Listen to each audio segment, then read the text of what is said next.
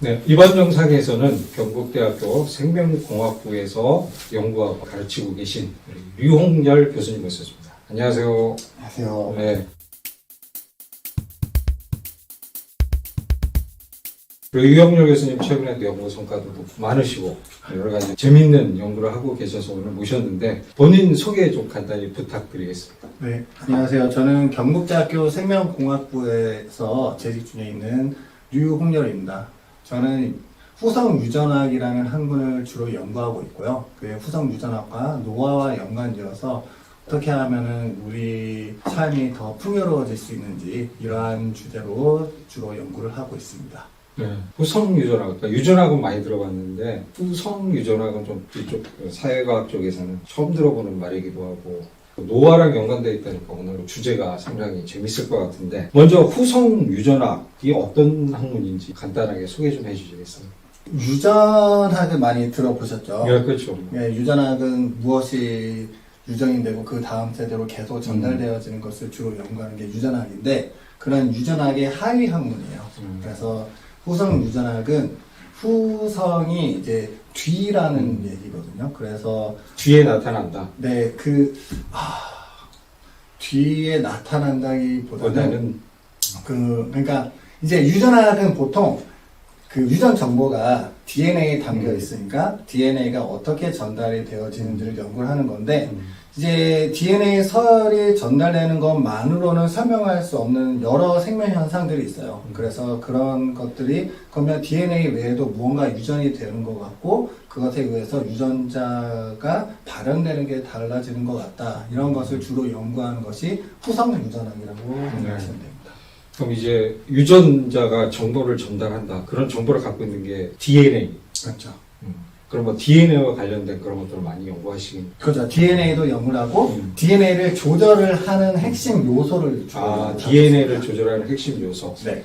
그럼 이왕 말 나온 김에 DNA가 뭔지, RNA가 뭔지, 뭐 핵산이 뭔지, 단백질이 뭔지 그런 것들을 좀 보시는 분들을 위해서 개념들을 좀 정리해 주실 수 있어요? 간단히 말씀드리면은 DNA는 유전 정보를 담고 있는 그릇이라고 생각을 하시면 돼요. 유전 정보를 담고 있는데 정보를 담고만 있으면 안 되잖아요. 이제 거기서 끄집어내서 사용을 해야 하는데 이게 DNA에서 유전 정보를 꺼낼 때 1차적으로 DNA에서 RNA라는 것이 만들어져요. 그래서 RNA로 유전 정보가 전달이 되어지고 이 RNA 자체로서도 의미가 있을 수 있지만은 대부분은 RNA에서 단 한 단계 더 거쳐져서 단백질이 만들어집니다. 그래서 최종적으로 만들어진 단백질들이 우리 몸의 대부분에서 구성을 하기도 하고 일을 하기도 하는데 이런 흐름을 연구를 많이 하고 있어요. 그러니까 DNA라는 것은 이제 유전자 정보를 갖고 있는 그릇이고 그럼 그 정보를 끄집어내야 되고 네. 그게 RNA. 네, RNA. 그것을 해석하고 단백질을 만들고 하는 게 이제 리보솜? 맞습니다. 리보솜이 그 단백질 공장이라고 생각을 하시면 돼요. 제가 좀 몇 번 찍다 보니까 이제 좀 용어를 이제 좀 공부를 해봐서 이제 하는데 그럼 이중나선 구조 이거 다시 한 번만 우리 전에도 한번 나왔었는데 한번 설명 부탁드립니다. DNA가 사실은 제일 처음에 어떤 물질이 유전이 되어지는지 전혀 몰랐었거든요. 전혀 몰랐었는데 이제 무엇이 유전이 되는지 많은 과학자들이 되게 오랜 시간 동안 걸쳐서 연구를 하니까 DNA가 유전 물질이다 이것까지는 알게 되었어요. 근데 유전 물질인 건 알게 되었지만 여기서 어떤 식으로 해서 정보를 빼내서 RNA로 전달이 되는지 그 시스템을 정확하게 몰랐었는데 이것을 정확하게 알려면은 DNA가 어떻게 생겼고 그리고 DNA가 어떤 특성이 있는지 알아야지만 그 다음 단계로 연구가 진행되잖아요. 그래서 그것을 알게 되기 위해서 많은 사람들이 노력했는데 그 중에서 핵심이 이중나선 구조였어요. 이 이중나선 구조에는 여러 가지들이 포함이 되어 있는데 일단 DNA는 크게 하나하나 뉴클레오타이드라고 하는 그 세부 단위들로 이렇게 연속돼서 이루어져 있는데 그 DNA가 베이스 그리고 인상기 그리고 슈가 이렇게 세 가지로 크게 이루어져 있습니다. 그래서 이 베이스가 서로 짝꿍이 있어요. 아무렇게나 있는 게 아니라 연기가 연기가 항상 쌍으로입니다. 그래서 아데닌은 사이민, 그리고 구아닌은 사이토신, 이렇게 항상 그 쌍을 이루게 되는데, 그래서 이중이라고 하네요. 아, 그건 또 다른 개념. 그것도 맞아요. 그렇기 때문에 항상 쌍을 이뤄서 한 가닥이 존재하는 게 아니라 두 가닥이 합쳐서 존재하기 때문에 이중이라고 얘기를 하고. 그러면 바보 같은 질문일 수 있겠지만 한쪽에만 있으면 그 정보가 전달이 안 되는. 이게 좀 가설이 좀 필요할 것 같은데, 이게 DNA가 두 가닥으로 존재를 하는 건가요? 여기인데 한쪽에만 정보가 있다? 아, 그럼 DNA로서 의미가 없는. 아니죠. 그것도 가능은 해요. 그런데 낭비가 있을 거예요. 왜냐면 DNA가 있으면은 사실은 양쪽 가닥을 다 사용하는 게 훨씬 더 정보를 많이 없을 수도 조절을 할 있겠지만 수 있죠. 정보가 똑같이 대칭돼서 있는 건 아니에요. 그렇죠. 그러면 어떤 거는 예를 들면 100이라는 정보가 있는데 이 쌍 페어가 여기는 50밖에 없다. 이러면 이제 거기서 뭔가 문제가 발생하는 그렇진 않고 그냥 어차피 거기에 담겨있는 DNA는 정말로 정보를 담고 있을 뿐이고 그건 상관없습니다. 그런데 이런 특성은 있는 게 진핵생물만 얘기를 할게요. 좀 더 미생물, 그러니까 진화적으로 인간의 기준으로 진화적으로 좀 하위에 있는 생명체가 있고 이렇게 인간처럼 고등 생명체가 있잖아요. 근데 이 하위에 있는 생명체들은 일반적으로 작은 경우들이 더 많고요. 그리고 유전자들이 조금 더 따닥따닥 모여 있습니다. 그러다 보니까 윗가닥이랑 아랫가닥이랑 단백질 정보를 보호하고 있는 게 겹치는 때가 많이 있고요.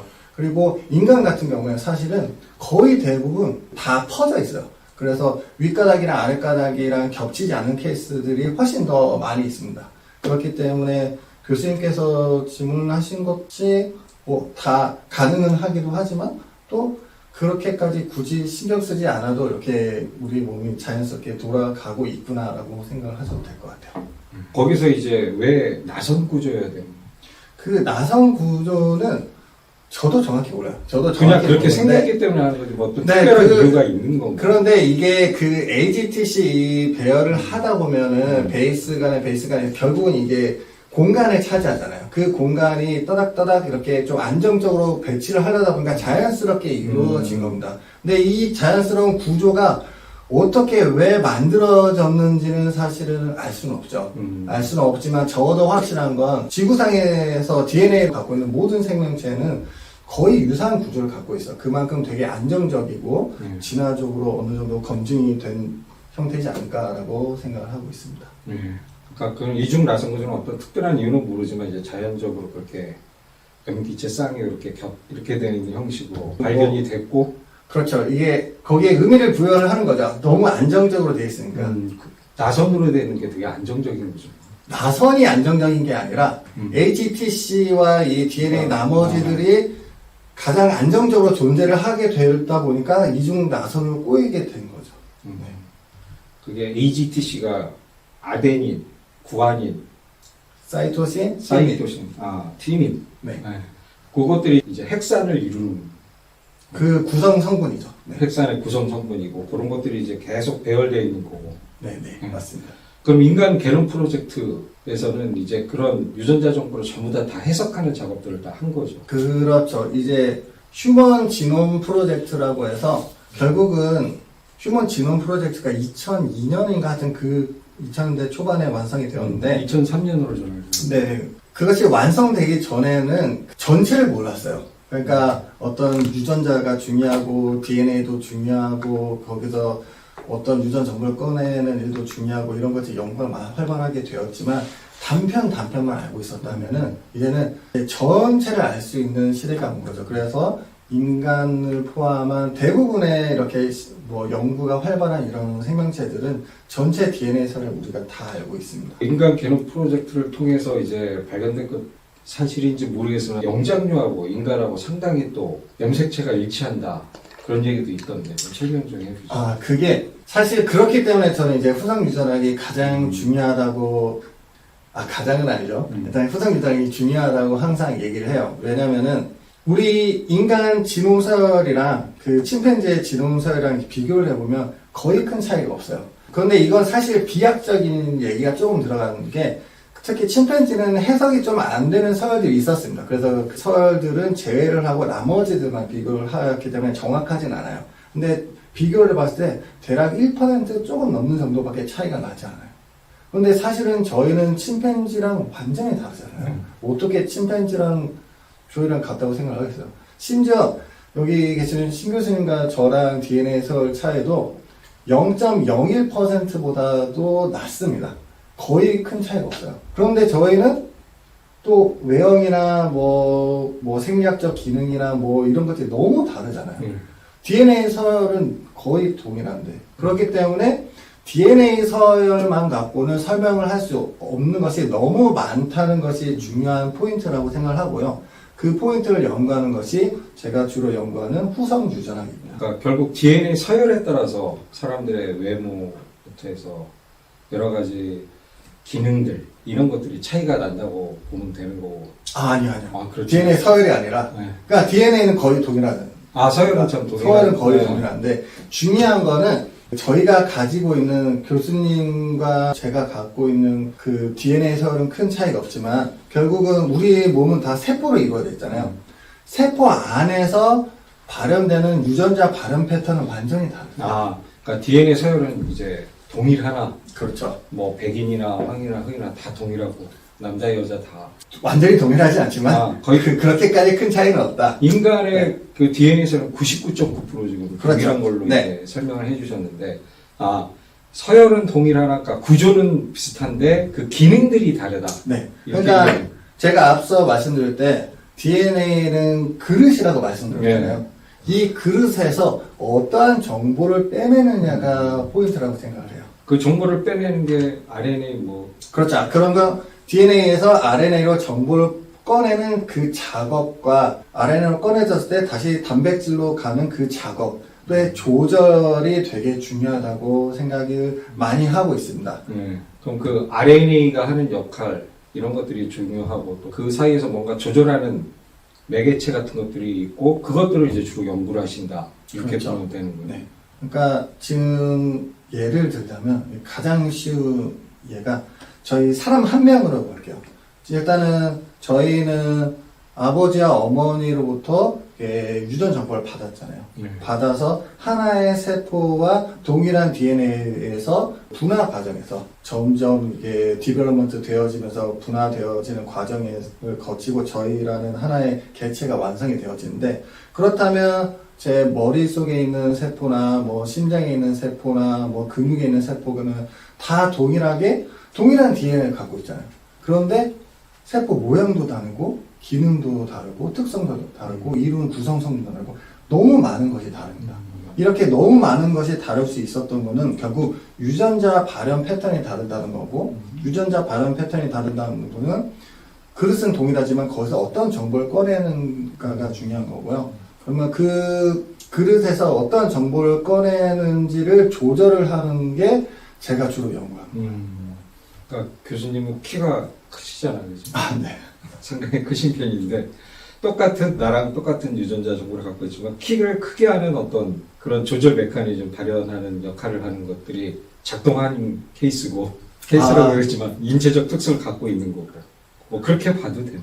장담은 못하겠지만 뭐 그럴 것 같습니다. 네. 그런 쪽으로는 연구가 안 돼. 네, 아예 생각을 안 해봤어서 네. 그런데 그렇겠죠. 네, 이제 키 성장에 필요한 그러한 유전자 발현이 어렸을 적부터 이렇게 제가 조금 더 교수님보다 일단은 조금 더 발현이 되었지 않을까. 어이없는 질문을. 네. 이공계 쪽에서 전공하시는 분들은 하지도 않는 질문을 하니까 좀 당황하시는 아닙니다. 네. 그러면은 그런 발현 패턴이 사람마다 다르고 여러 가지 종마다 다를 텐데 그게 그럼 거기서 환경은 어떤 역할을? 아주 큰 요인 중 하나죠. 왜냐면은 이러한 그 그릇에서 RNA를 꺼내는 과정을 조절하는 핵심 요소를 후성 유전학이라고 하고요. 영어로는 에피제네틱스라고 하고 이 후성 유전학 중에서 가장 중요시되는 인자가 3개가 있어요.